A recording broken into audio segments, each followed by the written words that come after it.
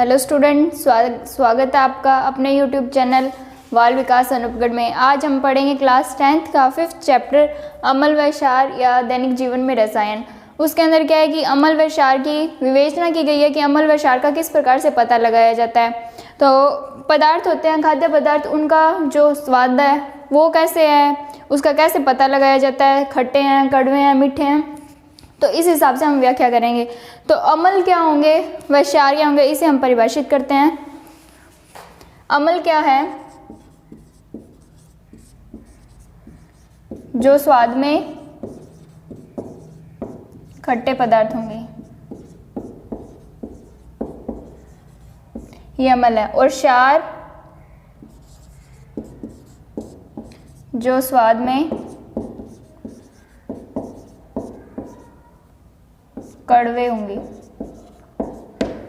अमल तो होंगे जो स्वाद में क्या होंगे, खट्टे, व क्षार क्या होंगे जो स्वाद में कड़वे होंगे। ये खाद्य पदार्थ के आधार पर है। और क्षार होते हैं वो क्या होते हैं, साबुन जैसे होते हैं, चिकने, जो जिनको स्पर्श करने पर साबुन जैसा स्पर्श महसूस होता है, वो क्षार होंगे। ये तो है कि हम स्वाद के आधार पर बताते हैं कि उन्हें चख कर पता किया जा सके। इसके अलग अलग तरीके हैं। कोई यौगिक है, वो किस हिसाब से बिहेव करता है कि वह खट्टा है या कड़वा है, इसकी परिभाषा कैसे दी है। इसके लिए अलग अलग वैज्ञानिक ने अलग अलग अवधारणा दी थी कि अमल, कोई भी यौगिक है, कोई ए यौगिक है,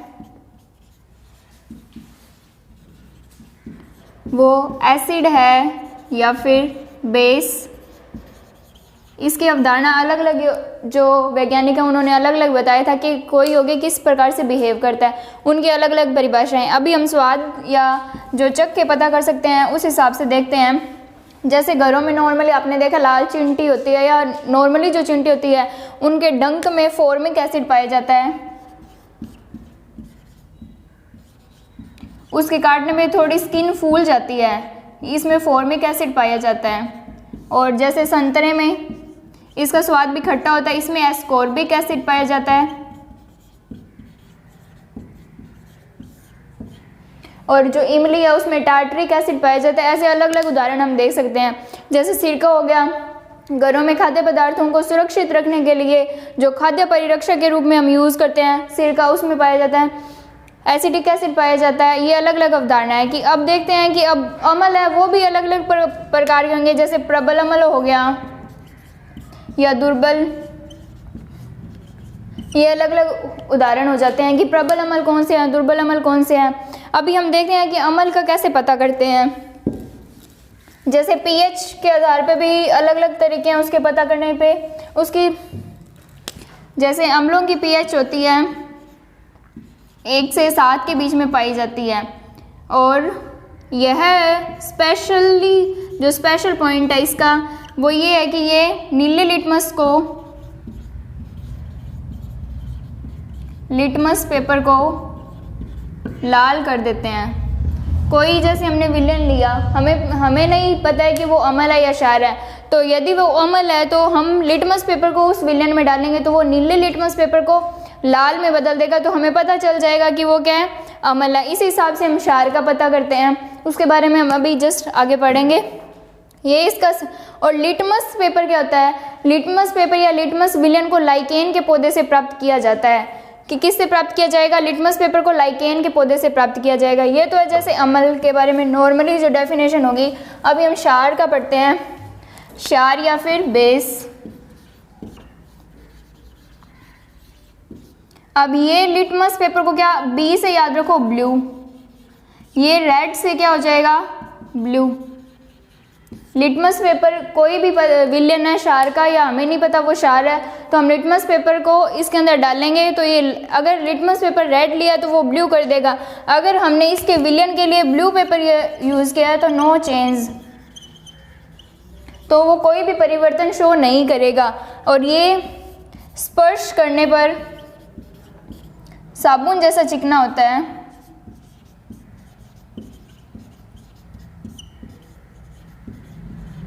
इसके भी अलग अलग उदाहरण होते हैं। NaOH हो गया, KOH, ये इसके क्षार के उदाहरण है। ये तो मतलब नॉर्मल घरेलू तरीके से हम परिभाषित कर सकते हैं। और इसकी pH होती है 7 से लेकर 14। अब 6 व 8 के बीच में हम शो कर सकते हैं उदासीन। उदासीन क्या चीज़ होती है? देखो,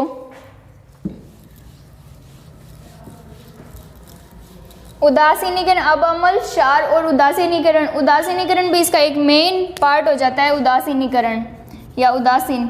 उदासीन है जब कोई भी पदार्थ है ना तो वो अमल होगा न ही वो क्षार हो,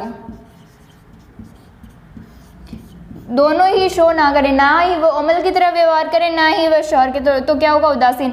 जैसे कोई अमल व क्षार, हम अभिक्रिया करवाते हैं अमल व क्षार की, तो लवण प्लस जल प्राप्त होता है, तो ये अभिक्रिया कहलाती है उदासीनीकरण अभिक्रिया, कि अमल व क्षार अभिक्रिया करेंगे तो लवण प्लस जल प्राप्त होगा, तो ये लवण प्लस जल प्राप्त होता है, ये अभिक्रिया होती है ऊष्माक्षेपी। ऊष्माक्षेपी का तात्पर्य है कि जिस अभिक्रिया के करवाने पे ऊर्जा मुक्त हो, ना कि अवशोषित हो। इसका क्या होगा कि ऊष्माक्षेपी का अर्थ होता है कि क्षेपी का मतलब है कि उत्सर्जन करना, कि अमल व क्षार जब अभिक्रिया करेंगे तो लवण प्लस जल बनेगा और ऊर्जा मुक्त होगी। अब ये उदासीन, वैसे उदासीनीकरण की डेफिनेशन होगी कि अमल व क्षार की अभिक्रिया करने पर हमें लवण प्लस जल प्राप्त होता है, तथा यह अभिक्रिया क्या होती है? ऊष्माक्षेपी अभिक्रिया कहलाती है, और इसे बोलते हैं उदासीनीकरण अभिक्रिया भी बोलते हैं। अब देखो, ये तो थी अमल व क्षार की सामान्य परिभाषा। अब इसके वैज्ञानिकों के आधार पर इसकी क्या क्या परिभाषाएं हैं, ये देखो हम पढ़ेंगे। फर्स्ट, आरेनियस की अवधारणा।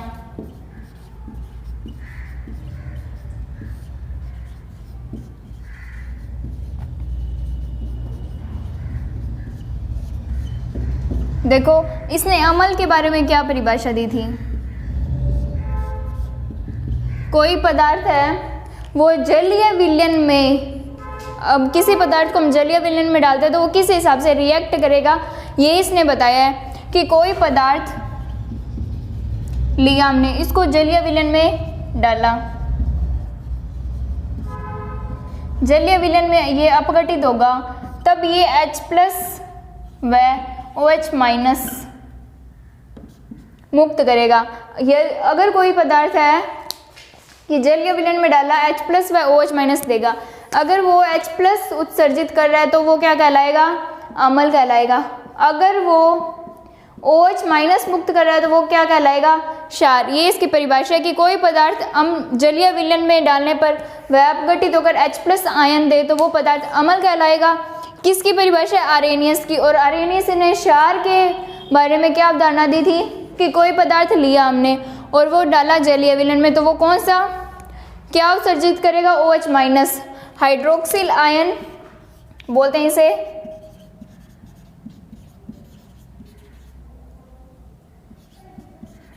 और ये तो हाइड्रोजन आयन बोल दो, या फिर बोलते हैं इसे प्रोटॉन, कि प्रोटॉन मुक्त करे तो अमल है और हाइड्रोक्सिल आयन मुक्त करे तो वो क्षार है। अब इसकी हम अभिक्रियाएं देखते हैं कि H प्लस किस हिसाब से H प्लस देगा, अमल है वो H प्लस किस हिसाब से देगा, और क्षार है वो OH माइनस किस हिसाब से देगा। देखो अमल के लिए अमानो HCl लिया हमने, इसको डाला जलीय विलयन में,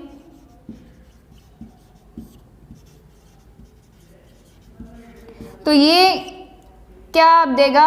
H plus plus Cl minus, ये इसके आयन होते हैं, मतलब चार्ज हो गया इनका, कि अगर प्लस, सीधा प्लस लिखा तो वो एक को शो करेगा, सीधा माइनस लिखा तो वो माइनस एक को शो करेगा। अब H प्लस लिया है, ये क्या दे रहा है? H प्लस व Cl माइनस, तो ये क्या हो गया? अमल। इसका नाम क्या हो गया? Hydrochloric acid.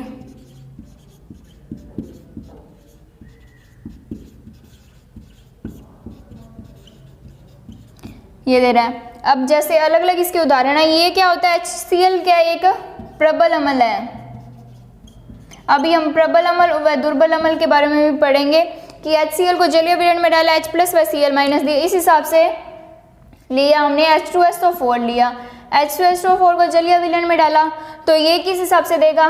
2H plus plus SO4 minus 2, तो ये क्या हो गया?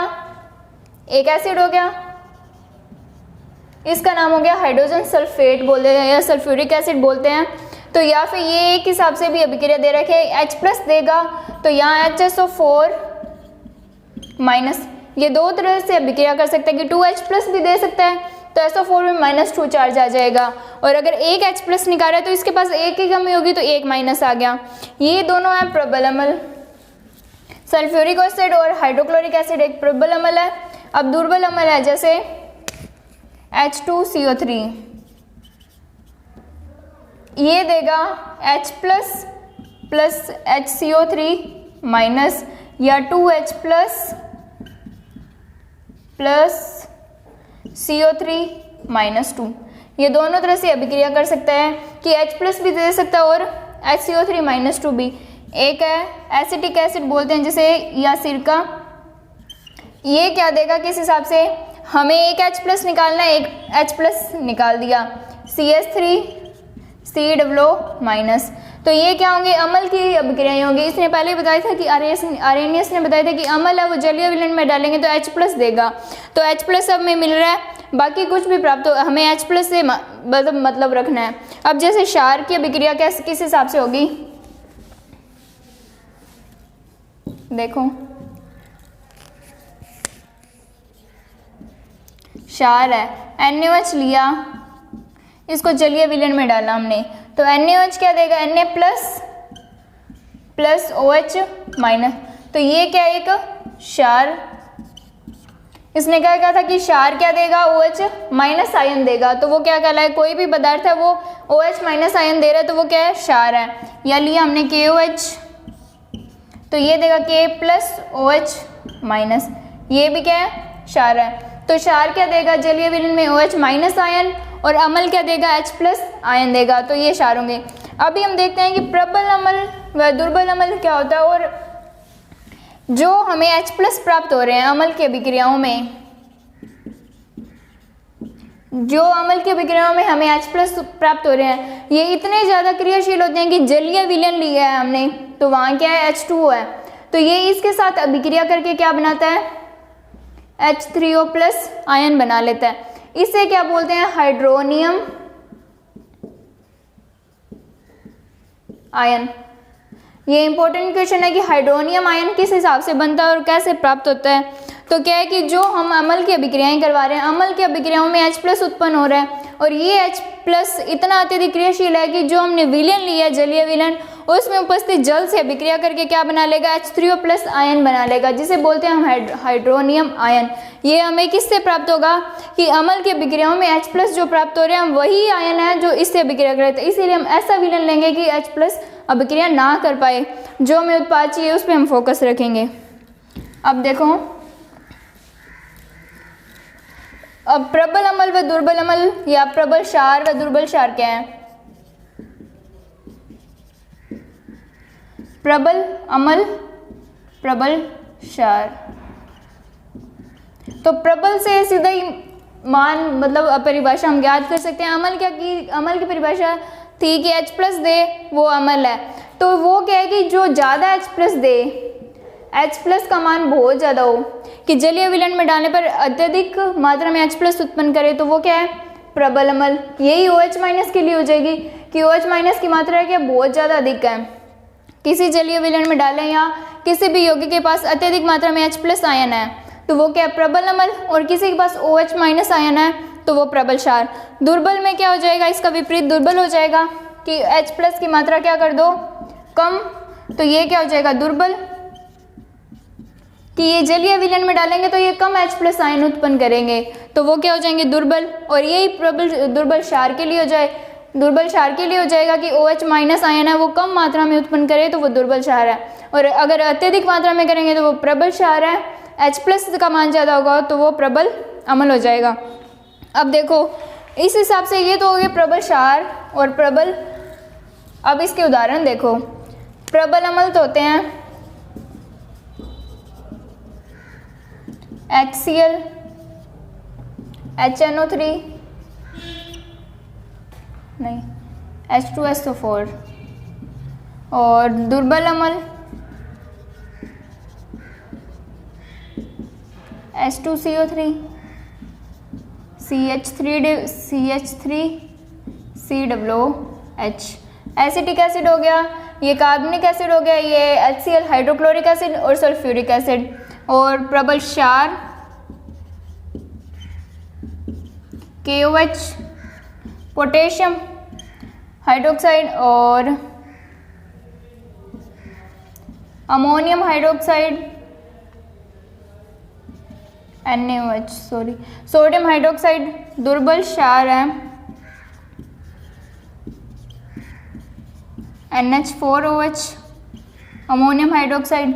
ये इसके उदाहरण होंगे। प्रबल अम्ल HCl और H2SO4, दुर्बल अम्ल H2CO3 या CH3COOH, प्रबल क्षार KOH या NaOH और इसका हो गया अमोनियम हाइड्रोक्साइड। ये प्रबल अम्ल और प्रबल क्षार और दुर्बल अम्ल दुर्बल क्षार के उदाहरण होंगे। अब देखो उदासीनीकरण की हमने अभी अभिक्रिया पढ़ी थी थोड़ी देर पहले। ये इसमें भी क्या है, लवण बनता है। वो भी लवण भी क्या हो गए, 4 प्रकार से हो जाएंगे, क्षारीय लवण या अम्लीय लवण या इस हिसाब से प्राप्त होते हैं। तो लवण भी क्या है, अलग अलग हिसाब से हमें प्राप्त होंगे। किस हिसाब से, अम्लीय लवण कब प्राप्त होगा और क्षारीय लवण कब प्राप्त होगा। देखो लवण या बोलते हैं उदासीनीकरण अभिक्रिया है, जो उदासीनीकरण अभिक्रिया करवाई थी कि अम्ल व क्षार अभिक्रिया करके लवण प्लस जल बनाता है। अब लवण भी क्या है कि अम्लीय लवण भी हो सकता है और क्षारीय लवण भी हो सकता है। तो इसकी पहले तो हम अभिक्रिया देखते हैं। HCl NaOH अभिक्रिया करके बना रहा है H2O प्लस NaCl। ये क्या है, लवण और जल, क्षार व अम्ल। अब अम्लीय लवण कब प्राप्त होगा, यहाँ तो क्या ये भी प्रबल है और ये भी प्रबल है, तो हमें उदासीन लवण प्राप्त हो रहा है। यदि मैं प्रबल अम्ल की जगह दुर्बल अम्ल ले लूँ CH3COOH ये ले लूँ, तो अब NaOH क्या है, प्रबल क्षार। तो इसकी मात्रा क्या होगी, OH माइनस आयन की मात्रा क्या होगी, ज़्यादा होगी, H प्लस की कम होगी। तो हमें जल ना प्राप्त होगा, क्या प्राप्त होगा, CH3COO Na। ये हो गया क्षारीय लवण प्लस H2O। अब देखो क्षारीय लवण कब प्राप्त होगा, जब क्या है, प्रबल क्षार दुर्बल अम्ल के साथ अभिक्रिया करेगा तो क्षारीय लवण प्राप्त होगा। इसी हिसाब से ये दुर्बल अम्ल, इस हिसाब से क्या है कि दुर्बल क्षार है वो प्रबल अम्ल के साथ अभिक्रिया करें तो हमें अम्लीय लवण प्राप्त होगा। ये अलग अलग लवण हो गए कि लवण भी क्या हो गया, अम्लीय लवण और क्षारीय लवण। अब परिभाषा में पूछा जाए, बाई चांस क्वेश्चन आ जाए कि अम्लीय लवण किसे कहते हैं, तो अम्लीय लवण क्या होगा कि दुर्बल अम्ल और प्रबल क्षार जब अभिक्रिया करते हैं तो जो हमें लवण प्राप्त हो रहा है वो क्या होगा, क्षारीय लवण होगा और साथ में क्या प्राप्त होगा, जल। और इस हिसाब से क्षारीय अम्लीय लवण की परिभाषा हो जाएगी कि दुर्बल क्षार है जो प्रबल अम्ल के साथ अभिक्रिया करें तो हमें अम्लीय लवण प्राप्त होगा। ये दो परिभाषाएं होगी। एक मोस्ट इम्पोर्टेंट जो क्वेश्चन है कि क्रिस्टलन जल किसे कहते हैं या क्रिस्टल क्या होता है। तो क्रिस्टल देखो,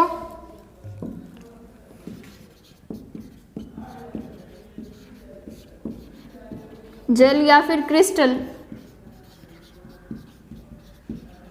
देखो हमने देखा होगा बहुत सारे जो यौगिक होते हैं उनके साथ डॉट में क्या जुड़ा होता है कि जल जुड़ा होता है, डॉट में H2O लगा होता है, तो ये क्या कहलाएगा, क्रिस्टल जल कहलाता है। कि जैसे